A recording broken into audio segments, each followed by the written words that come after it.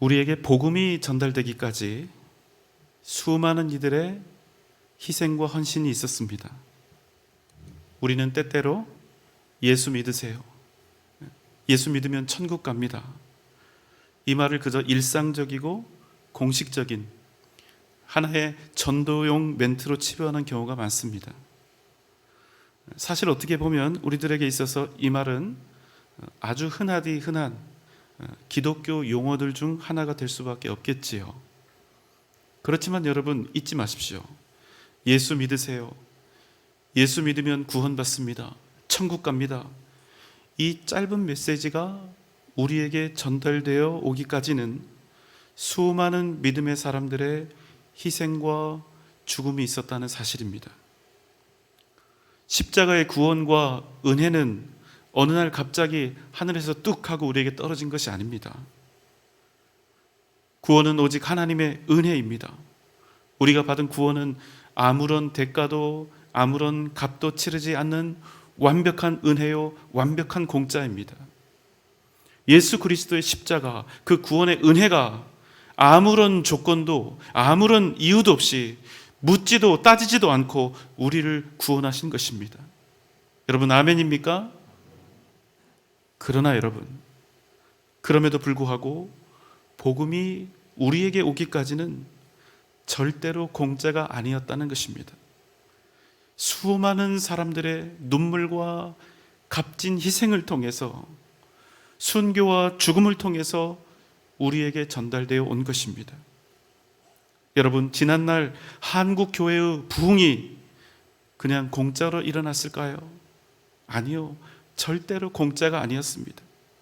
수많은 환난과 핍박 속에서도 가슴을 치며 주 예수의 이름을 증거한 믿음의 사람들이 있었기 때문에 오늘 우리가 이렇게 예배하며 복음을 누리고 생명을 얻을 수 있는 것입니다. 영국 웨일즈에서 태어난 로버트 토마스는 1863년 이제 갓 결혼한 어여쁜 신부와 함께 중국에 도착했습니다. 무엇을 위해서 중국에 갔을까요? 복음을 전하겠다고.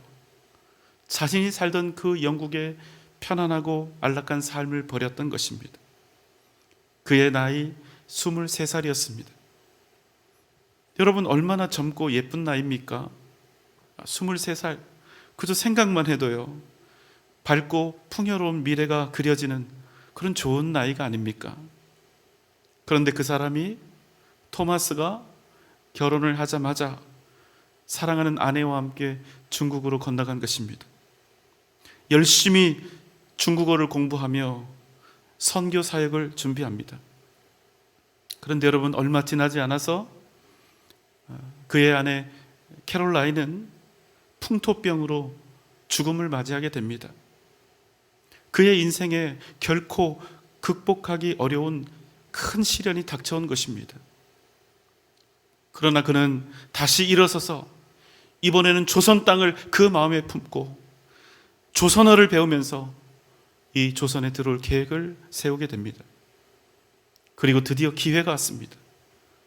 조선의 평양으로 가는 미국 상선 제너럴 셔먼호의 통역사로 탑승하게 된 것입니다. 1866년 8월 이 배는 대동강을 거슬러 평양까지 당도합니다. 그곳에서 조선에 요구합니다. 무엇을요? 통상할 것을 요구합니다. 그러나 거절당하게 되죠. 이에 이 사람들이 조선군을 붙잡았는데 그들 중 3명을 죽이게 됩니다. 그러니까 당연히 조선 사람들이 격분하게 되었죠. 수많은 사람들이 대동강변에 몰려들었고 이 모습을 본 셔먼호에서는 소총과 대포를 발포했습니다. 그러던 중 셔먼호는 모래톱에 좌초하게 되는데요, 그 기회를 놓치지 않고 사람들이 그 배에 불을 지릅니다. 배에 탔던 사람들은 다 강물로 뛰어들어야 하는 상황이 된 것이죠. 그들이 곧 맞아 죽거나 칼에 찔려 죽게 됩니다. 그때 토마스 선교사는 백기를 들고 불타는 배에서 뭔가 알 수 없는 책들을 배 밖으로 막 던지고 있었습니다. 그리고 마지막 남은 3권의 책을 이 품 안에 품고 강물로 뛰어들었습니다. 하지만 곧 잡혔지요. 그의 머리는 사정없이 몽둥이를 맞아 누더기가 되었습니다. 그러나 그는 조선말로 예수, 예수 이렇게 외치며 자신이 들고 있던 책을 12살짜리 아이였던 최치량에게 건넵니다. 결국 그는 죽었고 시체는 토막이 나서 강변에서 불태워졌습니다. 여러분, 이 사람이 선교를 하기 위해 온 사람인데 그 일을 생각할 때 여러분 얼마나 허무하고 무익한 죽음입니까? 토마스 선교사를 죽인 사람은 조선 병사 박춘권이라고 하는 사람이었습니다. 그런데 이 사람이 이날을 곰곰이 생각하면 생각할수록 참 이상해요. 다른 코쟁이들은 무기를 들고 있었는데 이 사람은 책을 들고 있었던 것입니다. 후에 박춘권은 이렇게 회상합니다. 내가 죽인 한 사람은 생각할수록 이상한 감이 들었다. 내가 그를 찌르려고 할 때 그는 내 손을 잡고 붉은 배를 입힌 책을 주었다. 그는 웃으며 뭔가에 대해 나에게 말하고 있었다. 내가 그를 죽이기는 하였으나 그 책을 받지 않을 수가 없어서 받아왔노라. 토마스 선교사에게 책을 받았던 최치량은 서양인의 책을 함부로 가져온 것이 무서워서 당시 평양성 대동문을 지키던 영문주사 박영식에게 그 책을 줍니다. 그런데 재밌습니다. 이 사람이 이 책을 버리지 않습니다. 왜요? 당시에는 책이나 종이가 너무나 값진 귀한 물건이었기 때문에 그렇습니다. 그래서 그는 어린 소년 최치량이 준 책을 어떻게 할까 고민하다가 그 책을 한 장 한 장 다 찢어서 자기가 살고 있는 방 전체를 도배하게 된 것입니다. 도배를 다 하고 나니까 어떻게 됩니까? 아침에 눈을 떠도 말씀이 보입니다. 밥을 먹을 때도 말씀이 보이고 몸을 이리저리 뒤척여도 어느 방향을 보나 말씀이 보였습니다. 조각조각 찢어진 한문 성경, 그 내용도 정확하게 연결되지 않는 쪽복음. 하지만 그는 자기 방에 스스로 도배한 그 성경을 읽다가 예수 그리스도를 영접하고 믿음의 사람이 되었습니다. 그 후로 24년이 흘렀습니다. 1890년 사무엘 마펫, 한국 이름으로 마포삼열 선교사가 평양 땅에 들어왔습니다. 그는 자신이 평양에 복음을 전하는 첫 번째 최초의 선교사라고 그렇게 알고 있었습니다. 그런데 그가 우연히 박영식의 집에 들어갔다가 깜짝 놀라고 말았습니다. 온 방안이 다 성경으로 도배가 되어 있는 모습을 본 것입니다. 여러분, 훗날 그 집은 장대현 교회가 되어서 1907년 평양 대부흥 운동의 중심이 되었습니다. 어느 날 한 노인이 마포 삼열 선교사를 찾아와 울면서 통곡하면서 자신의 죄를 고백합니다. 그 사람이 누구였을까요? 그 사람은 30년 전 토마스 선교사를 죽였던 박춘권이었습니다. 그 역시 자신의 죄를 자복하고 회개한 후에 구원을 받았습니다. 예수를 믿었습니다. 그는 장로가 되어서 죽는 날까지 목숨을 다해 주님의 교회를 섬기는 사람이 되었던 것입니다. 여러분, 토마스는 선교사가 되길 원했습니다. 주님의 복음을 증거하기를 원했습니다. 수년 동안 영국에서부터 기도하며 그 일을 꿈꿨습니다. 중국어와 조선말을 공부했습니다. 그러나 그는 중국 땅에 오자마자 자신의 사랑하는 아내를 잃었고, 그리고 불과 3년 후 조선 땅을 제대로 밟아보지도 못한 채 죽임을 당하고 말았던 것입니다. 여러분, 토마스 선교사가 무슨 대단한 일을 했습니까? 아무 일도 안 했습니다. 아니, 어떤 일도 할 수가 없었습니다. 못했습니다. 왜요? 사역을 시작하기도 전에 그가 순교의 제물이 되었기 때문입니다. 굳이 그가 한 일을 한 가지 꼽으라면 그가 죽기 전에 하나님의 말씀인 성경을 누군가에게 전해준 것입니다. 여러분, 그게 다예요. 그런데 그 한 권의 성경이 이 땅에 복음의 역사를 일으킨 최초의 불씨가 되었다는 사실입니다.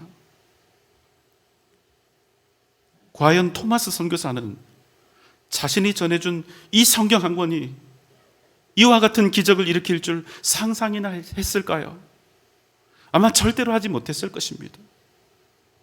그런데 정말 아무것도 아닌 하찮은 그 작고 연약한 씨앗 하나를 통해서 하나님은 이 땅에 위대한 복음의 역사를 이루어 가셨다는 사실입니다. 여러분 믿습니까? 오늘 우리가 함께 나눌 이야기는 주님의 말씀에 관한 것입니다. 로마서 10장 12절 13절입니다. 유대인이나 헬라인이나 차별이 없음이라 한 분이신 주께서 모든 사람의 주가 되사 그를 부르는 모든 사람에게 부요하시도다. 누구든지 주의 이름을 부르는 자는 구원을 받으리라. 하나님의 구원하시면은 차별이 없습니다. 이에 로마서는 말씀하지요. 누구든지 주의 이름을 부르는 자는 구원을 받으리라. 여러분 누가 구원을 받습니까? 예수의 이름, 그 이름을 부르는 사람이 구원을 받습니다. 하지만 예수의 이름을 얻고 부르고 복음을 누리기 위한 중요한 전제가 하나 있죠. 무엇입니까? 누군가는 반드시 그 이름을 전해주어야 한다는 것입니다. 그래서 성경은 하나님의 말씀을 전한 이들에 대해서 다음과 같이 이야기합니다. 로마서 10장 15절입니다. 기록된 바 아름답도다. 좋은 소식을 전하는 자들의 발이여 함과 같으니라. 좋은 소식, 복음을 전하는 사람들, 하나님의 말씀을 온 땅에 선포하는 그 사람들을 향하여 주님은 그 발이 아름답다 하시는 것입니다. 왜냐하면 그 발은 구원의 길, 생명의 길을 전하는 발이기 때문입니다. 여러분 이 세상에서 가장 아름다운 손, 가장 아름다운 발은 어떤 손이고 어떤 발일까요? 우리가 이 세상 살면서 크던 작던 이런저런 다양한 것들을 우리가 소유하게 되는데요. 이 세상에서 진정 값지고 아름다운 소유는 무엇입니까? 어떤 돈과 명예, 어떤 지식과 권세가 아름답습니까? 나는 얼마나 많이 가졌는가? 내가 가진 지식과 힘은 얼마나 높고 강한가? 여러분 여기에 달린 것이 아니라 내가 가진 돈, 명예, 지식과 힘이 나의 소유가 얼마나 주님의 복음을 위해서 사용되어지고 있는가? 여러분 바로 여기에 달려 있는 것입니다. 주님, 내게 부유함을 주셔서 감사합니다. 내게 탁월한 지식과 명예와 힘을 주셔서 감사합니다. 그러나 여러분, 그와 같이 우리가 감사할 수 있는 그 상황 자체가 나를 진정 아름답고 복되게 하는 것이 아니라 나의 가진 소유들이 주님의 이름, 주님의 말씀이 전파되는 통로로 쓰여질 때에야 비로소 나의 가진 것들이 주님 앞에서 진정 아름다운 복이 된다는 사실입니다. 누구든지 주의 이름을 부르는 자는 구원을 받으리라. 여러분 이처럼 무조건적이고 이유도 없는 구원의 외침이 어디에 있을까요? 우리에게 지금 돈을 요구하고 있는 것이 아닙니다. 죽는 날까지 우리가 10원 한 장 헌금하지 않아도 그것은 우리의 구원 여부와 아무런 관계가 없습니다. 우리에게 구원받기 위한 조건으로 어떤 권력이나 지식을 요구하지 않습니다. 구원받기 위해서 봉사를 요구하는 것도 섬김이나 사랑을 요구하는 것도 아닙니다. 오직 한 가지, 주 예수의 이름을 부르는 그 일, 주 예수를 나의 구주로 고백하는 그 일, 오직 그 한 가지로 말미암아 우리가 구원을 얻게 된다는 사실입니다. 여러분, 이보다 완벽한 구원의 길이 어디에 있습니까? 이보다 단순하고 이보다 확실하고 이보다 은혜로운 구원의 길이 어디에 있을까요? 그런데 여러분, 문제가 있습니다. 어떤 문제입니까? 우리가 아무리 소리를 높여 예수 그 이름을 전하고 하나님의 말씀을 가르쳐도 이 세상이 도무지 들을 생각을 하지 않는다는 것입니다. 정말 놀랍습니다. 뭐가 말입니까? 우리가 주님의 은혜로 값없이 구원받은 것도 놀라운 기적이지만 아무런 대가도 아무런 조건도 없이 영원한 생명을 얻게 하는 이 말씀을 받아들이지 않고 사력을 다해서 평생 거부하는 일도 여러분 놀라운 기적이 아닐 수가 없는 것입니다. 그런데 여러분, 이 고민이, 이 고난이 과연 현재를 살고 있는 우리에게만 해당되는 얘기였을까요? 아니요, 그렇지 않습니다. 로마서 10장 16절입니다. 그러나 그들이 다 복음을 순종하지 아니하였도다. 이사야가 이르되 주여 우리가 전한 것을 누가 믿었나이까 하였으니. 하나님의 말씀을 높이 외쳐 부르던 이사야 선지자는 자신의 애타는 마음을 다음과 같이 표현하고 있는 것입니다. 주여, 우리가 전한 것을 도대체 누가 듣고 누가 믿었습니까? 아무리 외치고 소리를 높여도 사람들이 주님 앞에, 복음 앞에 나오지 않는 것입니다. 여러분, 이사야 선지자만 이런 일을 겪었을까요? 아니요, 그렇지 않습니다. 구약 시대 하나님의 종 선지자들은 하나님께 받은 말씀을 소리 높여 외쳤습니다. 회개하라, 그리고 여호와 하나님께 돌아오라. 하지만 아무도 그 외침에 귀 기울이지 않았습니다. 그래서 이 선지자들이 결국 어떻게 되었습니까? 구약의 선지자들 대부분은 온갖 고난과 핍박을 당하였고 결국에는 죽음을 맞이하였습니다. 그럼 신약 시대는 좀 달랐을까요? 회개하라, 천국이 가까이 왔느니라 외쳤던 세례 요한도 예수는 하나님의 아들이요, 그 이름을 믿으면 구원을 얻습니다, 주님을 따라 복음을 전했던 제자들도, 예수를 나의 구주로 고백했던 성도들도 여러분 대부분 비슷한 결론을 맞이하게 된 것입니다. 말로는 표현조차 못할 핍박과 고난을 당하고 순교자들이 된 것입니다. 주님의 말씀을 전했던 사람들의 마지막은 하나도 다를 바가 없습니다. 그러나 여러분, 이와는 비교도 되지 않을 정말 당혹스러운 일이 하나 남아있죠. 뭘까요? 우리 인간들의 외침은 그렇다 칩시다. 그럼 예수님의 회개하라, 천국이 가까이 왔느니라 이 외침에는 사람들이 어떻게 반응했을까요? 이분은 사람이 아닙니다. 하나님의 아들 성자 하나님이 외치는 진짜 복음인 것입니다. 그럼 어떻게 사람들이 반응하는 것이 마땅하고 당연한 일처럼 여러분 생각이 되십니까? 그 앞에 무릎을 꿇고 항복하며 아멘 아멘 내가 회개합니다, 그 말씀을 이렇게 받았어야 정상이 아니었겠습니까? 그러나 사람들은 어떻게 했습니까? 주님을 십자가에 못 박아 죽인 것입니다. 여러분, 정말 절망이 아닙니까? 살아계신 하나님의 아들이 전하는 그 복음마저도 이렇게 사람들이 대했다면 여러분 정말 소망이 없는 것 아닙니까? 과연 이런 상황에서 우리가 믿지 않는 사람들을 향하여 주의 복음을, 주의 말씀을 전하는 일이 과연 어떤 의미가 있을까요? 로마서 10장 17절입니다. 그러므로 믿음은 들음에서 나며 들음은 그리스도의 말씀으로 말미암았느니라. 우리에게 끊임없이 의구심이 생기는 것입니다. 도대체 주님, 우리가 전한 것을 누가 믿겠습니까? 이와 같이 거칠고 불의한 세상에서 어느 누가 복음을 받아들이겠습니까? 이 부르짖음에 대해 로마서는 다음과 같이 답하고 있습니다. 믿음은 들음에서 나며 들음은 그리스도의 말씀으로 말미암았느니라. 여러분, 한 가지 분명한 사실이 있습니다. 하나님의 말씀을 전하면 최소한 반드시 고난을 당하게 됩니다. 이 일은 피할 수가 없습니다. 예수 이름을 전하면 최소한 민망한 꼴을 당하고 사람들로부터 비과학적이고 비논리적이라는 비판을 받기 일쑤입니다.